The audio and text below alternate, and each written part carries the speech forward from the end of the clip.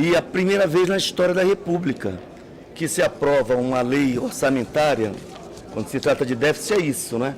Sem que a CMO se debruce sobre ela. Quem acompanhou o debate do orçamento 2016, ano passado, viu que, para se chegar a acordo, foram muitos cafés.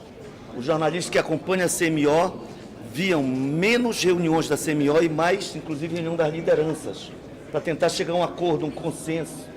Então, sem nenhum debate. Ontem, no encaminhamento do PSOL, eu tive a honra de representar o PSOL para encaminhamento, eu mostrava assim, quem é que sabe explicar? Está aqui o projeto da Dilma, está aqui o projeto do Meirelles. A receita, 400 bilhões a menos. E a despesa primária, 247 bilhões a menos. Eu quero saber como é que isso aqui se explica. Esses 247 bilhões a menos de despesa vão sair de onde? Vão fechar o hospital, saúde? Aí eu, para provocar a bancada da bala, disse, e quando faltar munição, equipamento, a violência aumentar, quem é que vai dizer que votou nisso? E concluir dizendo, é porque as pessoas acham que dá para comprar voto, que a impunidade, a corrupção eleitoral é o caminho. Mas a sociedade está cada vez mais transparente, mesmo que alguns se achem espertos o suficiente para achar que vai burlar a justiça, né? E eu queria, então, só agradecer e dizer, há uma coisa importante, que é a justiça brasileira, em todos os níveis, mas o Supremo tem um papel importante, talvez num nível tão importante quanto o da imprensa, porque não é admissível que pessoas que viajam, gastam 800 mil reais numa viagem, estejam intocáveis. Então, se o filho do Lula estiver envolvido, que pague. Se o Lula tiver, se a Dilma estiver, que pague.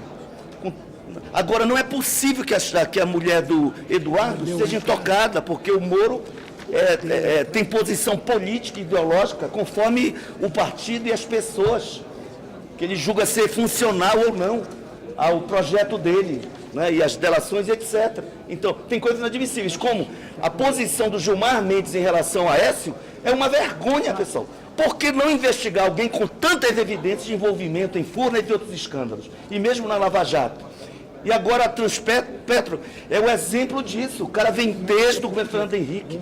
Não era presidente de uma empresinha qualquer. É nada mais, nada menos do que a Transpetro, responsável pelo depósito e transporte de todo o produto petrolífero, inclusive importado pela Petrobras, não é?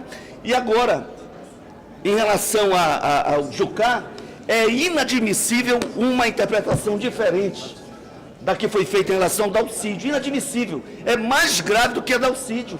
Fica claro que a tentativa de inviabilizar a Lava Jato é literal, não tem possibilidade de interpretação diferente. Então, por que os ministros do Supremo interpretam diferentemente? Por que o Jucá não está preso? Por que não se abre o processo de investigação contra ele de forma mais direta?